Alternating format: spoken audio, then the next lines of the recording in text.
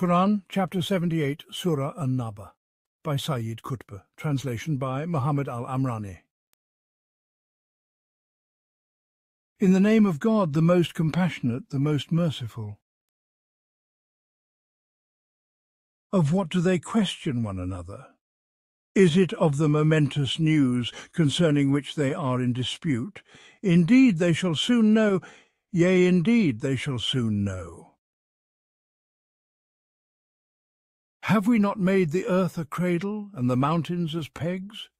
And we created you in pairs, and made your sleep a rest, and the night as a covering, and the day for seeking sustenance.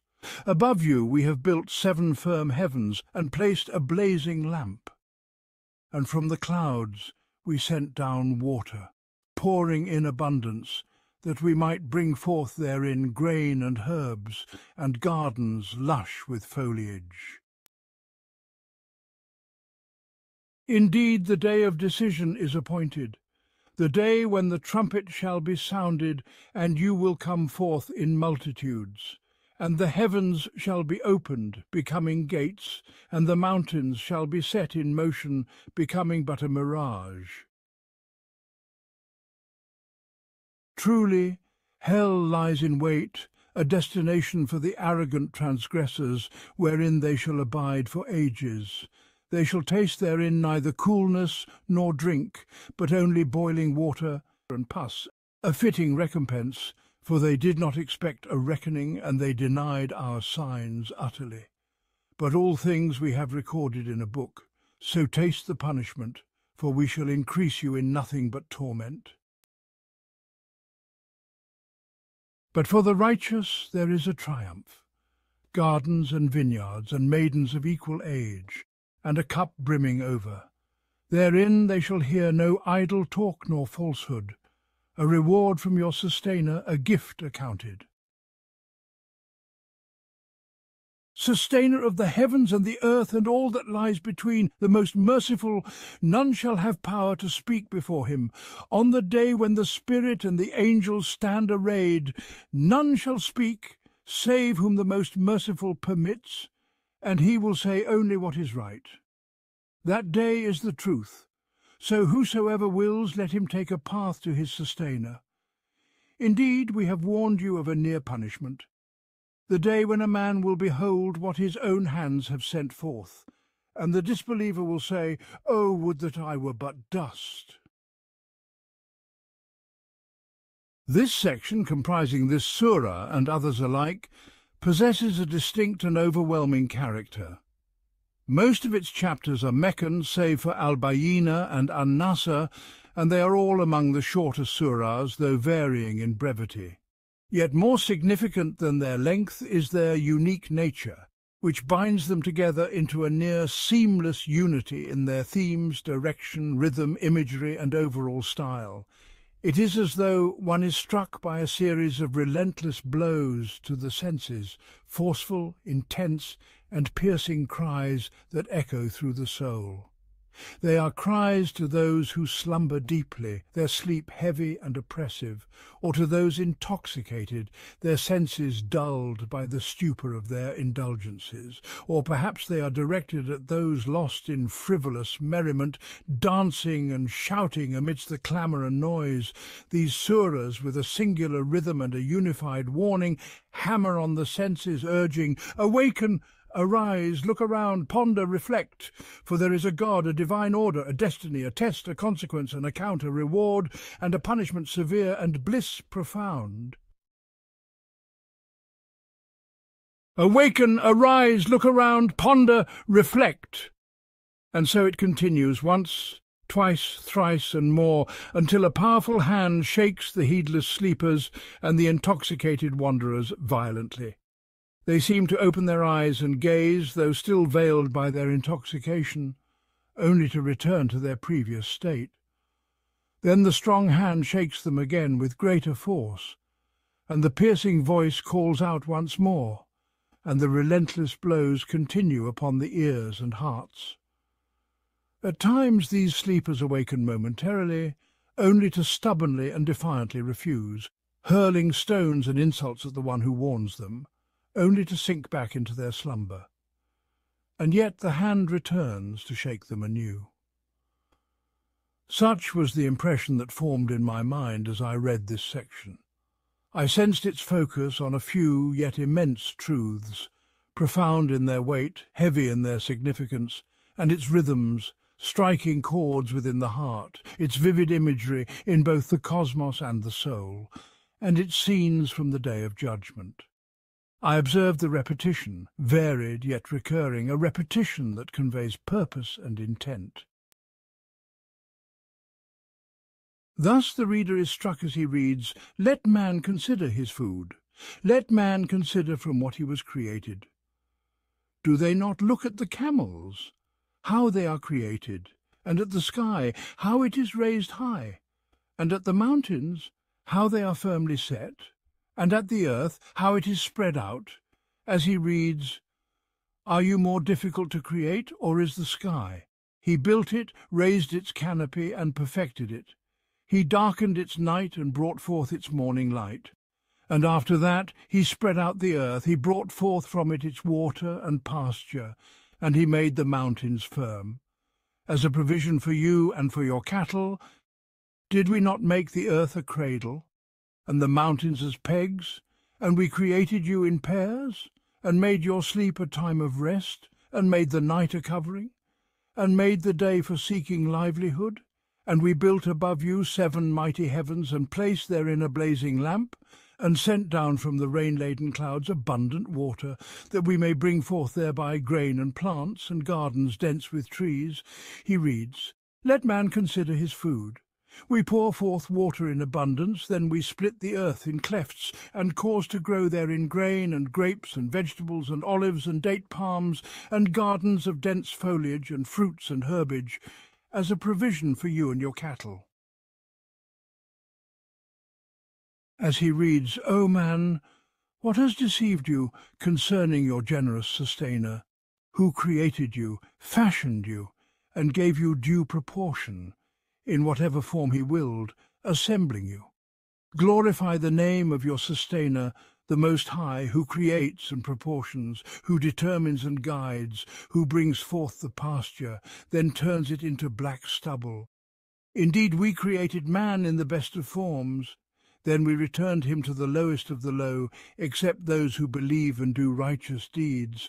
For them is a reward never ending. So what then makes you deny the judgment? Is not God the most just of judges?"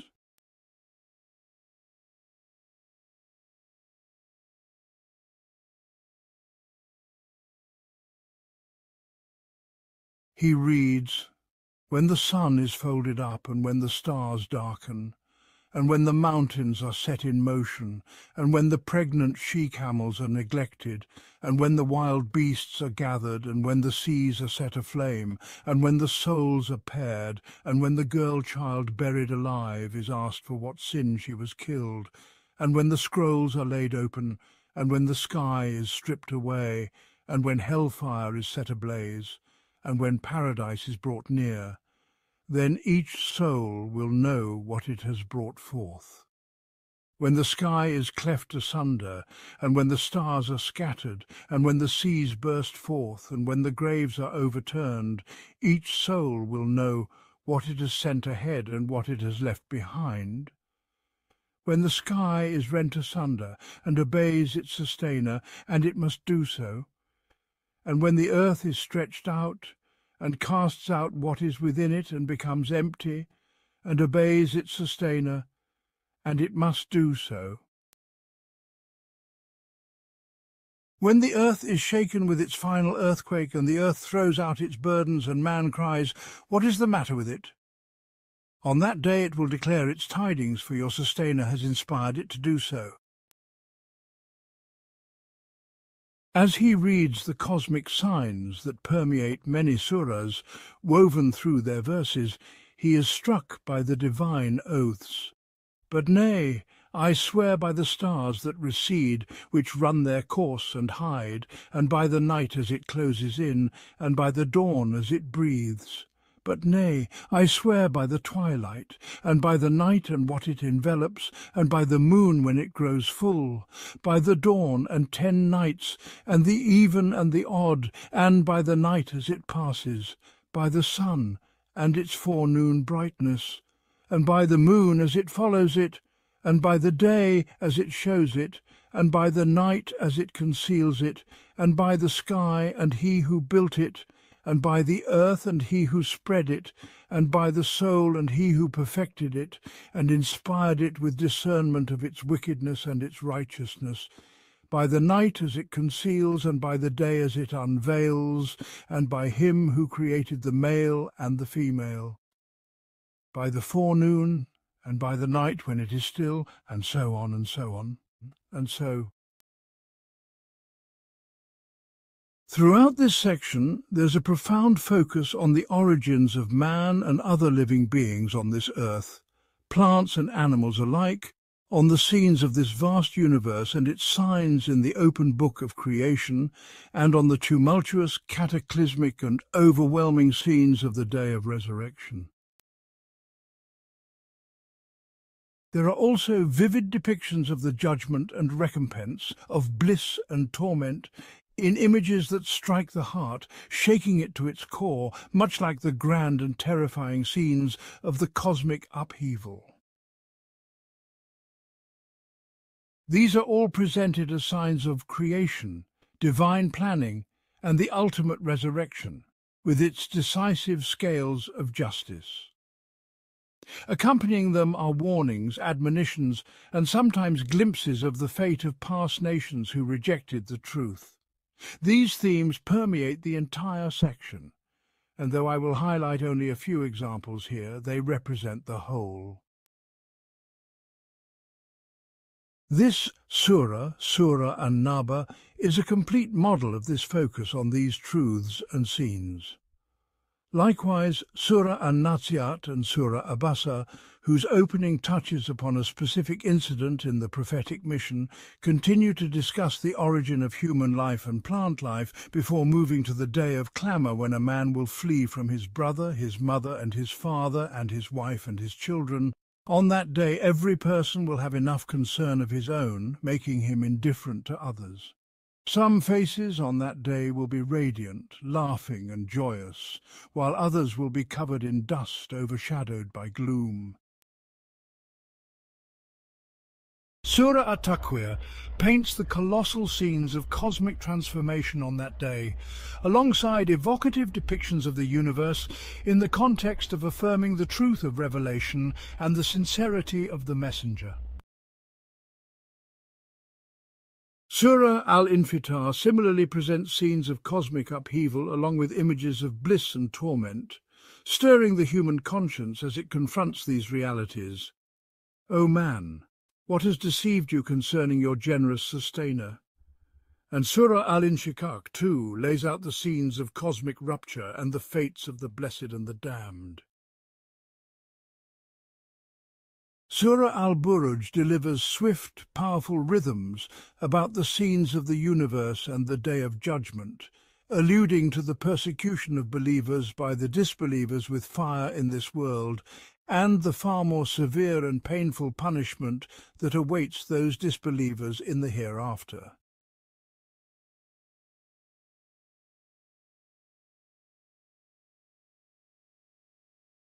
Surah At-Tariq displays cosmic scenes alongside the creation of man and plants, affirming with a solemn oath. It is indeed a decisive word, and it is not a jest. Surah Al-Ala speaks of creation, shaping, determination and guidance, leading to the discussion of remembrance, the hereafter, the reckoning and recompense. Surah Al-Ghashiyah portrays the scenes of bliss and torment, then directs attention to the creation of camels, the sky, the earth and the mountains. And so it continues until the end of the section, with only a few exceptions. Surahs that discuss the core truths of faith and the way of belief, such as Surah Al-Ikhlas, Surah Al-Kafirun, Surah Al-Ma'un, Surah Al-Asr, Surah Al-Qadr and Surah An-Nasr, or those that offer solace and comfort to the messenger of God, peace be upon him, guiding him to seek refuge in his sustainer from all harm, such as Surah Ad-Duha, Surah Al-Inshirah, Surah Al-Kawthar, Surah Al-Falaq, and Surah An-Nas. These are few in any case. Another remarkable feature of the expressive style in this section is the evident elegance in the language, with deliberate touches that highlight the beauty in both the universe and the human soul. There's a creative brilliance in the imagery, shadows, musical rhythm, and the use of rhyme and verse endings, all harmonizing with the section's nature as a message to awaken the heedless and the slumbering, to captivate their senses with a wide array of colors, rhythms, and effects. This is vividly displayed, for example, in the gentle expression describing the stars that retreat and disappear like gazelles into their hiding places, then emerge again, or in the depiction of night as if it were a living entity prowling in the darkness, and dawn, as if it were alive, breathing with light. But nay, I swear by the stars that recede, which run their course, and hide, and by the night as it closes in, and by the dawn as it breathes, or in the portrayal of sunset night and the moon. But nay, I swear by the twilight, and by the night and what it envelops, and by the moon when it grows full, or in the scenes of dawn and night as it strolls and passes by the dawn and 10 nights and the even and the odd, and by the night as it passes, and by the forenoon and by the night when it is still, and in the heart-stirring address to the human soul, O man, what has lured you away from your gracious sustainer who created you and shaped you and gave you a balanced form? And in the description of paradise, faces that day will be joyful, well pleased with their striving, in a lofty garden where they will hear no vain talk. And in the description of hellfire, but as for him whose balance of good deeds is light, his abode will be the abyss. And what can make you know what that is? It is a blazing fire. The elegance in expression is as clear as the intentional beauty in the depiction of the universe's scenes and the soul's inner stirrings. At times, the language shifts from direct wording to metaphor, or from a close derivative to a more distant one, to achieve the intended resonance, further emphasizing this nuance throughout the entire section, almost without exception. The choice of words and phrases is carefully crafted to evoke the most profound impact on the heart and conscience. It begins with a question, filled with awe and gravity, magnifying the immense reality that is the subject of their dispute, an issue of such magnitude that it leaves no room for doubt or ambiguity. This is followed by a warning that on that day they will truly know its reality. About what are they asking one another? About the momentous news over which they disagree. But no, they will come to know. Again, no, they will come to know. The narrative then shifts away from this tremendous news, leaving it for the moment, and draws their attention to what lies before them and around them, in their own selves and in the vast universe, signs of a profound order that hints at what is to come. Have we not made the earth a resting place and the mountains as pegs? And we created you in pairs, and made your sleep for rest, and made the night as a covering, and made the day for livelihood, and built above you 7 mighty heavens, and placed therein a blazing lamp. And we sent down from the rain clouds abundant water, so that we may bring forth by it grain and plants and gardens of dense growth. From this array of realities, scenes and images, the surah then returns to that momentous news over which they differ, which it had previously warned them about, and now reveals its nature and the events surrounding it. Indeed, the day of decision is an appointed time, the day when the trumpet will be blown, and you will come forth in crowds, and the sky will be opened, becoming as gates, and the mountains will be set in motion, becoming like a mirage. Then comes the scene of punishment with all its force and severity. Indeed, hell lies in wait, a home for the transgressors, remaining therein for ages.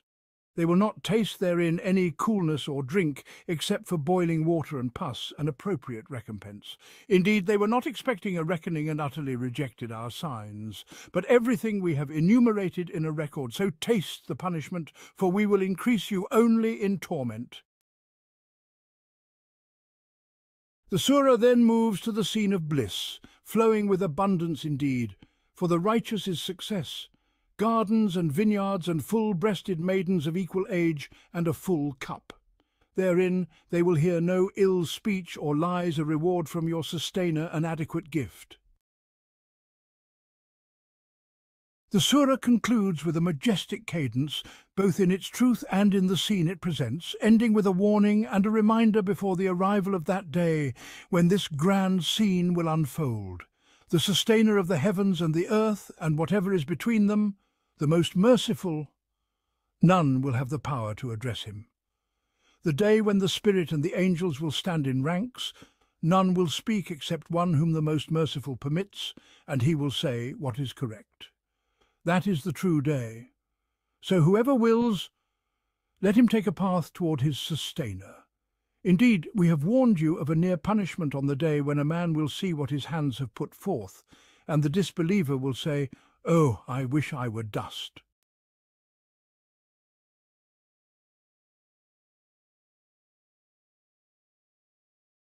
This is the momentous news about which they are inquiring. About what are they asking one another? About the momentous news over which they disagree. But no, they will come to know. Again, no, they will come to know. An opening marked by a tone of disbelief that such a matter could even be questioned, a sense of wonder that this should be the subject of inquiry. For they were asking about the day of resurrection, the momentous event, the subject of their most intense debates, something they could hardly conceive of happening, though it is the very thing that most deserves to be believed. About what are they asking one another? About what are they speaking?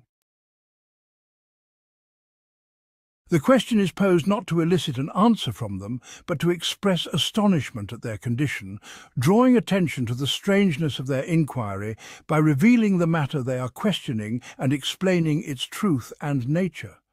About the momentous news over which they disagree.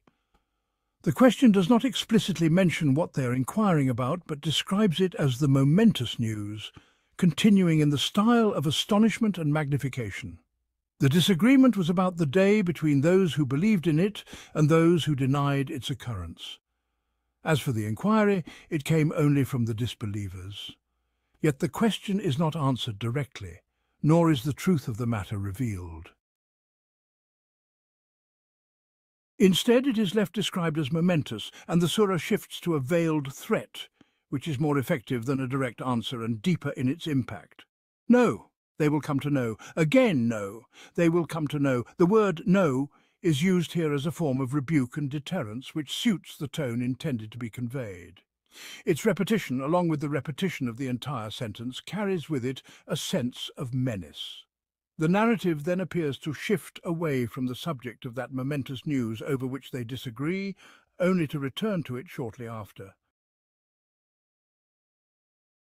It takes a brief journey through the visible universe with an array of beings, phenomena, realities and scenes that shake the very core of those who contemplate them. Have we not made the earth a resting place, and the mountains as pegs? And we created you in pairs, and made your sleep for rest, and made the night as a covering, and made the day for livelihood, and built above you 7 mighty heavens, and placed therein a blazing lamp. And we sent down from the rain clouds abundant water, so that we may bring forth by it grain and plants, and gardens of dense growth. This journey through the vast and expansive universe, with its immense array of images and scenes, is conveyed in a tightly packed sequence of words and phrases, creating a rhythm in the senses that is sharp, heavy, and penetrating, like relentless hammers striking continuously without pause or respite. The questioning tone directed at the listeners, intended to affirm rather than inquire, is purposefully employed here, as if a strong hand were shaking the heedless, directing their eyes and hearts to this multitude of beings and phenomena that hint at the divine planning and wisdom behind creation, the power to originate and resurrect, and the wisdom that does not leave the affairs of creation without purpose or accountability. And from here it converges with the momentous news over which they differ. The first touch in this journey is about the earth and the mountains. Have we not made the earth a cradle and the mountains as pegs? As human knowledge progresses and one's understanding of the nature of the universe deepens, this truth expands within the self. One begins to perceive the immense divine planning, the meticulous wisdom, and the harmonious coordination between the elements of existence and their needs. The earth was prepared to nurture human life, just as humans were created to adapt to and engage with their environment. The making of the earth as a cradle for life, especially human life, stands as undeniable testimony to the existence of a guiding intellect behind this visible world. Any disruption in the delicate balance observed in the creation of the earth, with all its conditions, or in the balance observed in the creation of life that exists upon it, would render the earth uninhabitable. This truth, which the Qur'an alludes to in this succinct reference, is one that every human can grasp, each according to their level of knowledge and understanding. The mountains, as pegs, this is something one can grasp visually, as they resemble the stakes of a tent that secure it in place. But their true nature is revealed through the Qur'an.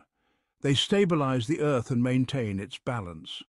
This might be because they counterbalance the depths of the seas with the heights of the mountains, or perhaps because they balance the internal contractions of the earth with its surface contractions. It could also be because they anchor the earth at specific points, preventing it from shaking due to earthquakes, volcanoes, and underground tremors, or it might be for a reason yet undiscovered. How many laws and truths has the Qur'an hinted at, only for humanity to uncover a fraction of them centuries later?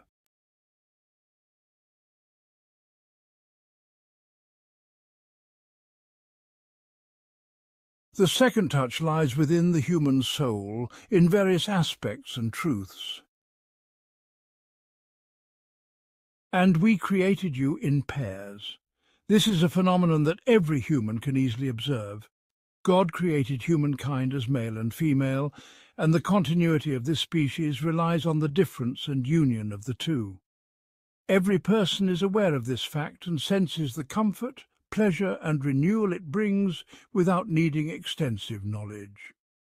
Hence, the Qur'an addresses humanity in any environment with this truth, which they can understand and be moved by when they reflect upon it, sensing the purpose, harmony, and design within it. Beyond this vague feeling of the value and depth of this truth, there are further reflections as one advances in knowledge and awareness. There is contemplation of the directing power that causes one drop to become male and another to become female, without any apparent distinction in these drops that would cause one to take the path to become male and the other to become female, except for the will of the creative power, its hidden planning, its gentle direction, and the implantation of the characteristics it desires for each drop, creating from them two partners through whom life continues and ascends. And we made your sleep for rest, and we made the night as a covering, and we made the day for livelihood. It is part of God's design for humanity that sleep comes upon them as a means of rest, disconnecting them from consciousness and activity, placing them in a state that is neither death nor life, yet is essential for the restoration of their bodies and nerves, compensating for the exertion spent in wakefulness and the demands of life. All of this occurs in a wondrous way that humans cannot fully comprehend. It is beyond their will and knowledge of how it happens within their being. In wakefulness, they do not know what they are like in sleep, and in sleep they are unaware of their condition and cannot observe it. It is a mystery of the living creation, known only to the one who created life and placed this secret within it, making its existence dependent upon it. No living being can survive without sleep for more than a limited period. If forced to stay awake beyond this period by external means, it would certainly perish. There are mysteries in sleep beyond merely fulfilling the body's and nerves' needs. Sleep is a reprieve for the soul from the intense struggle of life, a truce that overtakes the individual, causing them to lay down their arms and shields, willingly or unwillingly, and surrender to a period of secure peace, a peace as necessary as food and drink. In some instances, this peace seems almost miraculous. When sleep overcomes tired eyes, despite the weight on the spirit, the fatigue in the nerves, the distress in the soul, and the terror in the heart, it feels as though this drowsiness, even if it lasts only moments, brings about a complete transformation in the individual's being, a total renewal of not just their strength, but of their very self, as if upon awakening they are a new creation.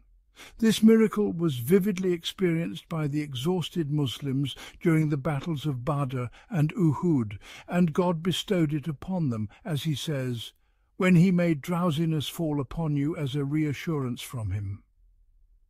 And again, then after distress, he sent down upon you security in the form of drowsiness, overcoming a faction of you. It has also been experienced by many in similar circumstances.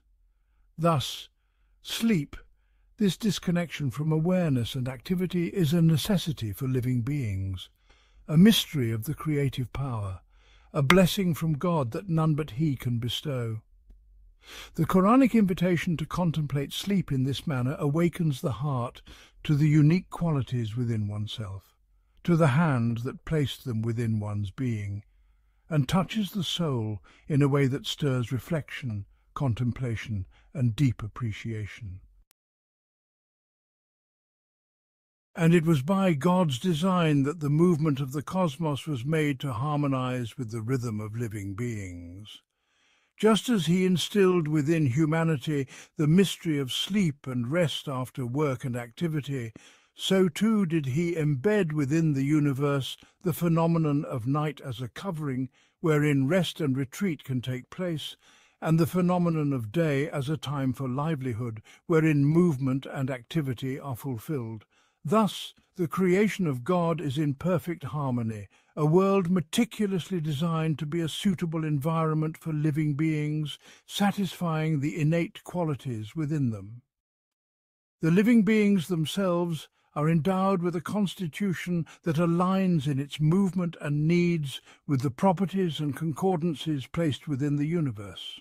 Both the universe and the living beings emerged from the hand of the creative guiding power in the most precise harmony. The third touch is in the creation of the heavens, in harmony with the earth and its living beings. And we have built above you 7 strong heavens, and placed therein a blazing lamp, and sent down from the rain-laden clouds abundant water, that we may bring forth thereby grain and plants, and gardens dense with foliage. The 7 strong heavens that God has constructed above the inhabitants of the earth are the 7 heavens, or, as referred to elsewhere, the 7 pathways. Their precise meaning is known only to God.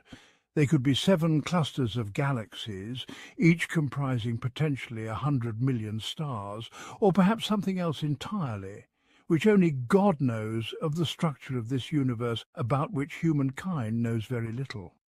This verse alludes to the fact that these 7 heavens are of sturdy construction, strong in their creation, held together by a force that prevents them from disintegration and collapse. This is what we observe and understand from the nature of the celestial bodies and the realms we refer to as the sky, which every human can comprehend. It also hints that the construction of these seven heavens is in harmony with the world of the earth and humanity. This is why it is mentioned in the context of God's planning and design for life on earth and humanity, as evidenced by what follows. And we place therein a blazing lamp, the sun shining with light and heat upon which the earth and its living beings depend. The sun also plays a role in forming clouds by evaporating water from the vast oceans on earth, lifting it to the higher layers of the atmosphere, the rain-laden clouds. And we sent down from the rain-laden clouds abundant water, when the clouds are squeezed and release their water. What causes them to release this water? It could be the wind, or it might be the electrical discharge in the atmospheric layers. Behind all this, there is the hand of power that instills these effects within the universe. The blazing lamp provides light, heat, and radiance, what is abundantly found in the sun. The choice of the word lamp is precise and deliberate.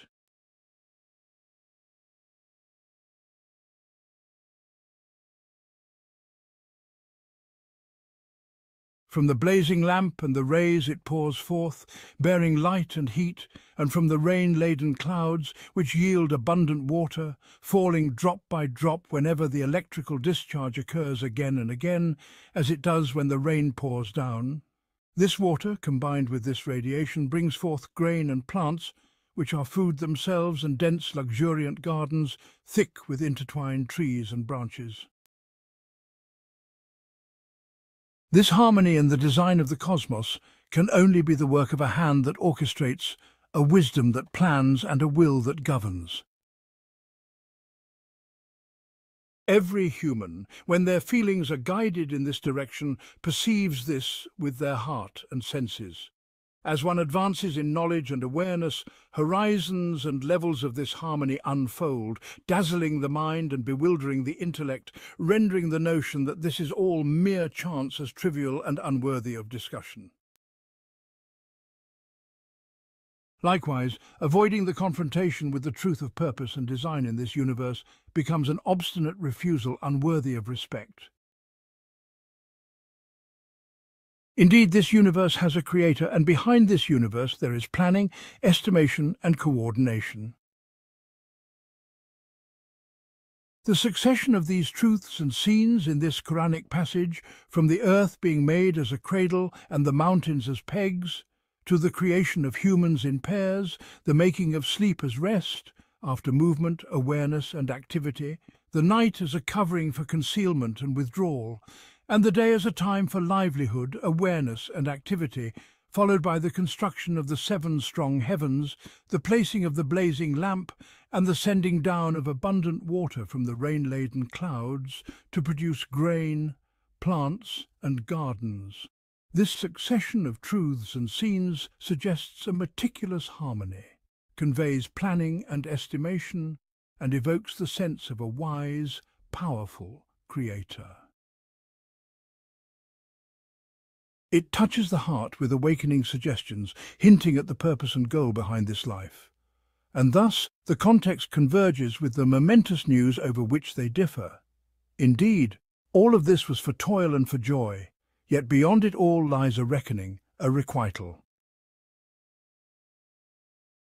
The Day of Judgment is the appointed time for that ultimate distinction. Verily, the Day of Judgment is a destined time when the trumpet shall be blown, and you shall come forth in multitudes, when the heavens shall be opened, becoming gates, and the mountains shall be made to move, becoming like a mirage. Mankind was not created in vain, nor shall they be left to wander aimlessly. He who ordained their lives with such precision as conveyed in the preceding passage, and who aligned their existence with the cosmos in perfect harmony, cannot leave them to live without purpose and die without consequence, to cultivate or to corrupt the earth, only to vanish into dust without account, to be guided or led astray and then meet the same fate, to act justly or unjustly, only for both justice and injustice to dissolve into nothingness. Indeed, there is a day for judgment and for the final distinction in all matters, a day ordained, promised, and fixed in time by God's decree. Verily, the Day of Judgment is a destined time. On that day, the order of this universe will be upended, the very fabric of existence unravelled. When the trumpet shall be blown, and you shall come forth in multitudes, when the heavens shall be opened, becoming gates, and the mountains shall be made to move, becoming like a mirage, the trumpet of which we know only the name shall be blown, and nothing more is required of us to know. For delving into its mysteries does not increase our faith nor deepen our awe of what is to come. God has safeguarded our energy from being squandered on what is hidden, giving us only what benefits us, and no more. We envision that resounding blast that summons all, the assembly of souls who once vanished, generation after generation, leaving the earth's surface to those who followed, lest they overcrowd its limited expanse. We imagine this vast assembly in throngs, resurrected and gathered from every corner, hastening to where they shall be judged. We envision the scattered graves from which the dead rise. We see the throngs so numerous that their beginning is unknown, their end unseen. We perceive the terror inspired by such a multitude, gathered together in a single moment, at a single hour, on that day. Where? We do not know. For in this universe we inhabit there are events and horrors of unimaginable magnitude. The heavens shall be opened, becoming gates, and the mountains shall be made to move, becoming like a mirage. The firm, well-built heavens shall be opened, becoming gates. They shall be split asunder, rent wide open, as mentioned in other verses and surahs, in a form unknown to us. The mountains, like immovable pegs, shall be set in motion, turning into mere illusions. They shall be pulverized, scattered, stirred into the air as fine dust moved by the wind, as stated in other passages and surahs. Hence they shall cease to exist like a mirage that has no reality. Or perhaps they appear as a mirage due to the scattering of light rays through the floating dust. This is the terror manifest in the upheaval of the visible universe, akin to the terror evident in the resurrection after the trumpet is blown. This is the day of judgment, decreed with wisdom and planning. Then the narrative advances beyond the blowing of the trumpet and the resurrection, portraying the fate of the tyrants and the pious, beginning with the former, the deniers who question the great news. Verily, hell lies in ambush, a refuge for the transgressors, wherein they shall abide for ages.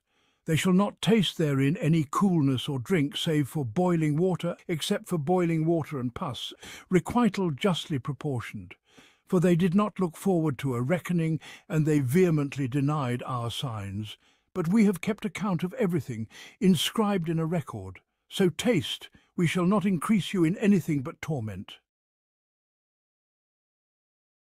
Indeed, hell was created, awaiting the transgressors, lying in ambush for them. They shall reach it, as if returning to their original abode, and they shall enter this refuge for a long, renewing stay, ages upon ages.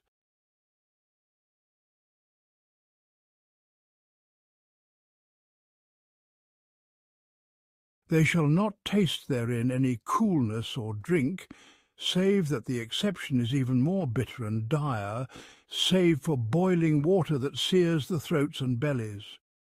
This, then, is the coolness, and save for a freezing fluid oozing from the bodies of the scorched, to be drunk. This, then, is the drink. Requital justly proportioned, commensurate with what they did and what they brought forth.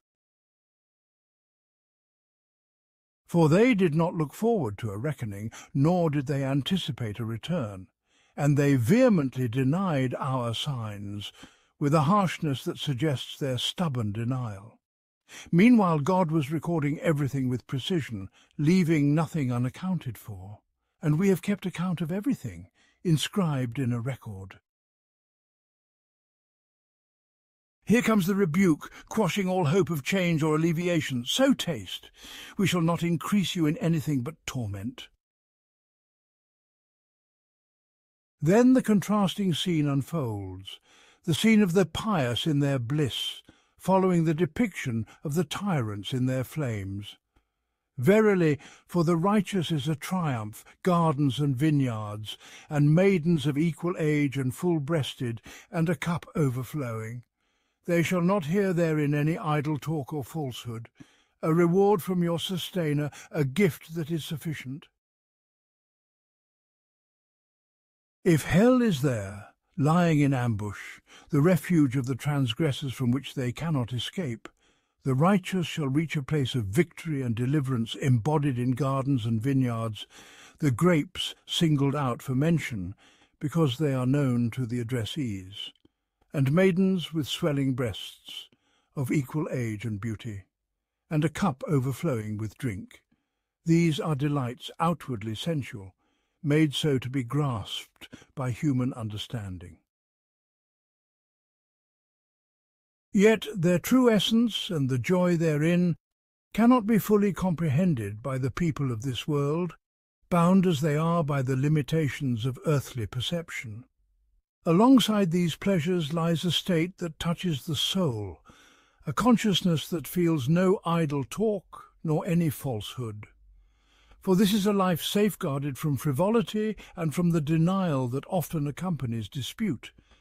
Here, truth is unveiled, leaving no room for argument or denial, just as there is no place for idle speech that serves no good purpose.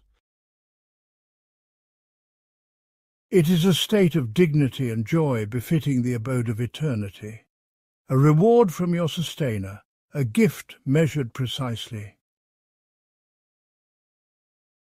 In this expression, we catch a glimpse of elegance in the phrasing, and a rhythm in the balance between reward and gift. This elegance is echoed throughout with the tight cadence of the concluding phrases, a clear feature of the entire passage. As the scenes of that day, the day questioned by the doubters and disputed by the contentious, unfold, the final vision of the Surah emerges. Gabriel, peace be upon him, and the angels, standing in ranks before the Most Merciful, humbled in awe. They speak not, save for those to whom the Most Merciful grants permission. In that majestic, solemn moment, sustainer of the heavens and the earth, and all that lies between them, the Most Merciful, none shall dare to speak before him. On that day the Spirit and the angels will stand in rows. They shall not speak except for those to whom the Most Merciful grants permission, and who speak the truth.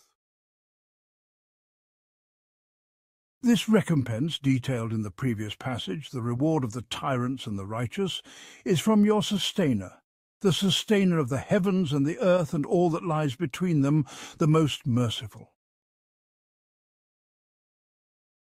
This setting is fitting for such a profound touch, for this great truth, the truth of the one sustainership that encompasses all of humanity, as it encompasses the heavens and the earth, as it spans both this world and the hereafter, rendering judgment on tyranny and righteousness alike, for all returns to him in the end. And he is the Most Merciful, and even in his mercy lies the recompense for both, for the righteous and the wrongdoers. Indeed, even the punishment of the tyrant springs from the mercy of the Most Merciful. It is from his mercy that evil finds its just reward, and that it is not equated with good in its final end. Yet with mercy and majesty they shall not dare to speak before him. On that awe-inspiring, terrifying day, when Gabriel, peace be upon him, and the other angels stand in ranks silent, speaking only by the permission of the Most Merciful, and only uttering what is right. For the Most Merciful permits no speech unless it be true. The stance of these beings, so near to God, so free from sin and disobedience, standing there silent, speaking only by permission and with measure, fills the air with reverence, awe, and majesty. That is the true day, so let whoever will seek a path back to their sustainer. Indeed, we have warned you of a near torment, the day when every soul will see what its hands have sent forth, and the disbeliever will cry out, "Oh, would that I were dust!" It is a harsh jolt to those who question in doubt. That is the true day. No room for questions or disputes remains, and the opportunity still stands. So let whoever will seek a path back to their sustainer before hell becomes their watchful ambush and inevitable refuge. This is the warning that shakes the slumberers from their stupor. Verily, we have warned you of a near torment. It is a torment so dreadful that the disbeliever would choose non-existence over existence on that day when every soul will see what its hands have sent forth, and the disbeliever will cry out, "Oh, would that I were dust!" a cry uttered only in the depths of anguish and despair. This expression casts shadows of dread and remorse so profound that the human being would wish for annihilation, to return to a state of insignificant dust. For this, they see, is easier to bear than the overwhelming terror of that dreadful severe moment. The moment that responds to the questions of the doubters and the skepticism of the disbelievers about that momentous news.